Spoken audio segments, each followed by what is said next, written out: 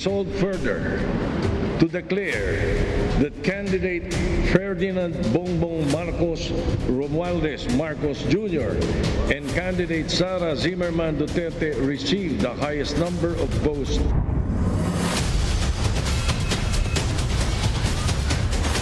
Ako, si Ferdinand Romualdez Marcos Jr. Si Ferdinand Romualdez Marcos Jr. ay taimtim na nanunumpa. Natutuparin ko na buong katapatan at sigasig ang aking mga tungkulin, pangangalagaan at ipagtatanggol ang kanyang konstitusyon. Ipapatupad ang mga batas nito, magiging makatarungan sa bawat tao at itatalaga ang aking sarili sa paglilingkod sa bansa. Kasihanawa ako ng Diyos. Kasinawan ako ng Diyos. Congratulations, Mr. President. Maraming salamat.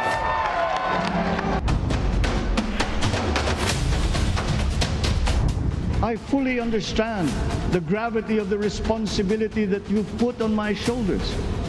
I do not take it lightly, but I am ready for the task. I will need your help.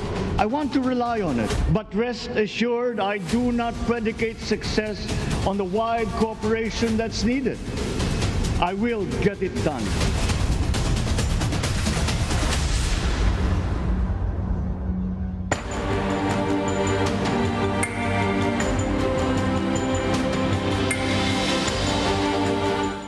You're still watching Ang Panunumpa. One uses special coverage of the inauguration of President Ferdinand Marcos Jr. I'm Sean Yao. President Bongbong Marcos outlined his vision and plans for the next 6 years in his inaugural speech today. Let's discuss this some more with political analyst Professor Jean Encinas Franco.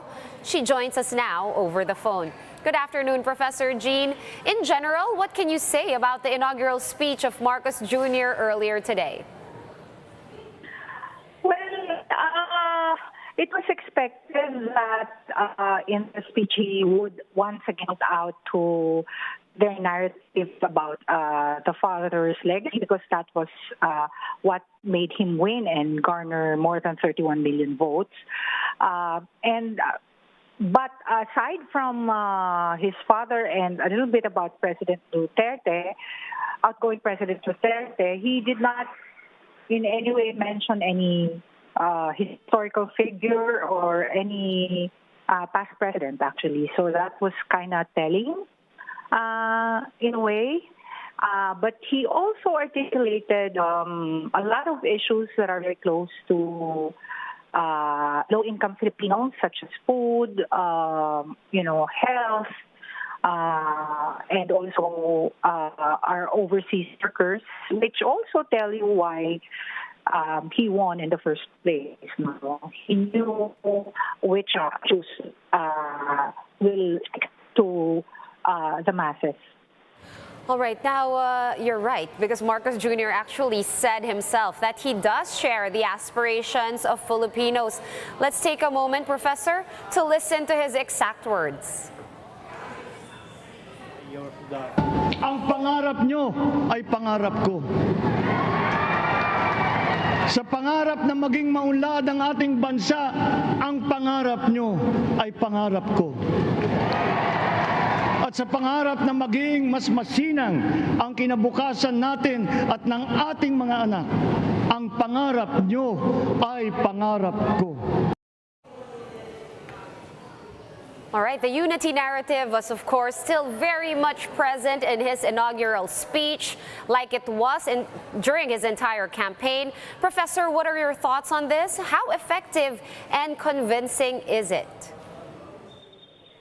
You mean the speech or the unity message? Hello?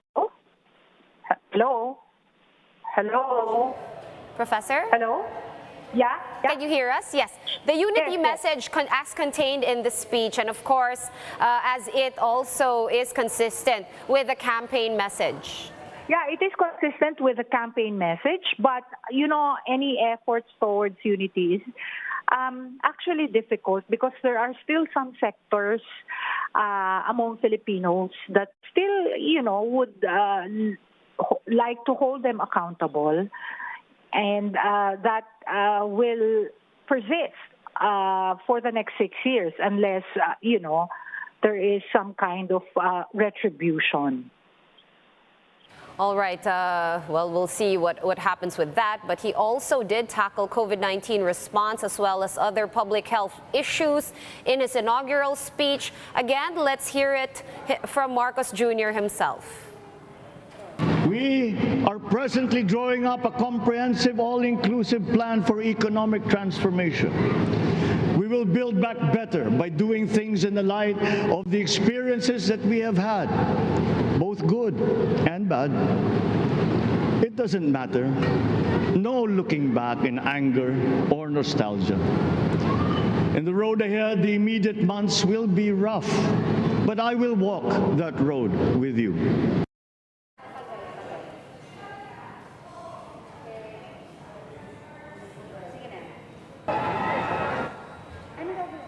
All right, I believe, Professor, we rolled the wrong soundbite. That soundbite had something to do with economic transformation. What are your thoughts on his economic plans for the next 6 years? Obviously, it was not laid out, in the nitty-gritty.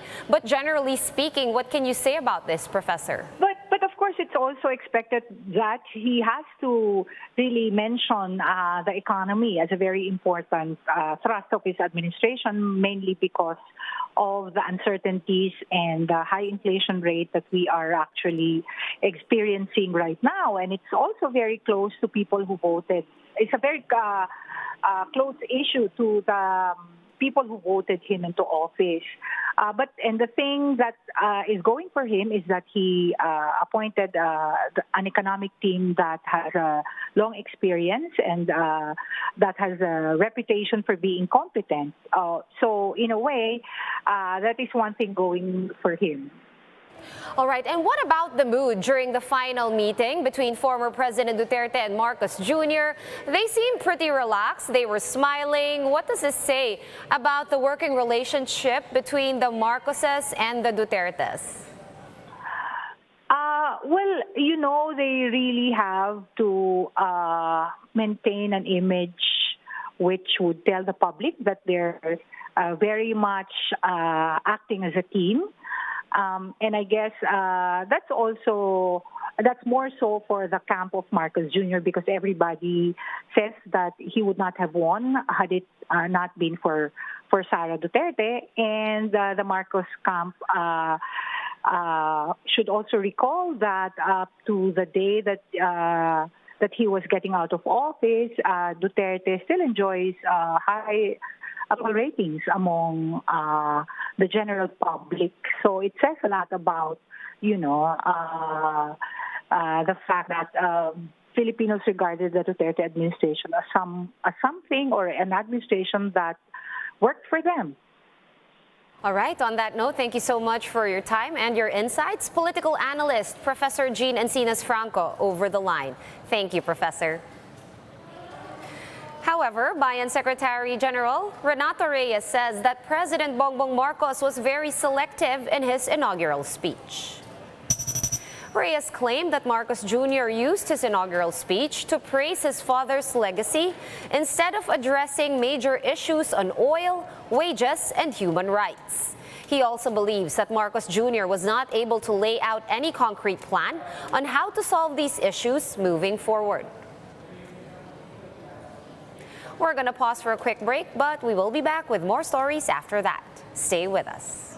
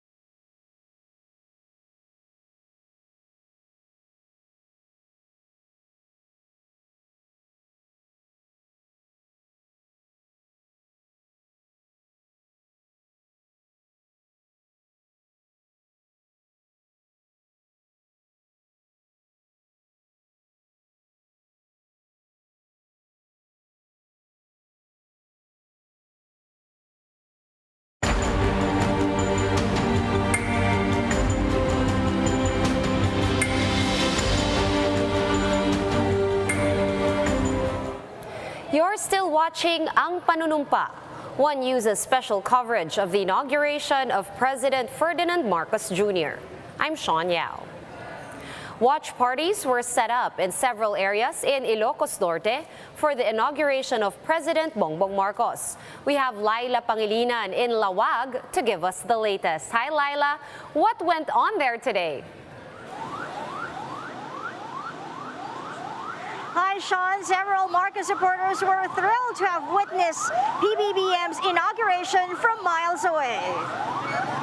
One viewing site was put up in Gilbert Bridge in Lawag City. This is to cater to people in transit. Another one was set up at the Lawag Multipurpose Center as early as 8 in the morning. We talked to some supporters, and one of them is Lola Pia Cabel, who couldn't help but be emotional after seeing another Marcos in Malacanang. This comes almost 4 decades after Marcos Sr. left office. Another Lawag resident, Lolen Orlante, said it's time for the younger Marcos to continue the legacy of his father. The Imelda Cultural Center in Batak were also filled with residents. Some tricycle drivers even canceled their trips to witness Marcos's oath taking. Sean, these tricycle drivers are very proud that a fellow Ilocano is now president. But on a much serious note, these same tricycle drivers are pleading to the new president to do something about the increasing oil prices. Sean? All right, thank you so much for that update. That was Laila Pangilinan reporting to us live from Lawag in Ilocos Norte. Thank you, Laila. For more live updates and other stories on today's inauguration, stay tuned here on One News. The special coverage is also available on Signal's Channel 8 and 250 and on the Signal Play app. Visit News 5, The Philippine Star, and Business World online. I'm Sean Yao. We are One News. All sides, all the time.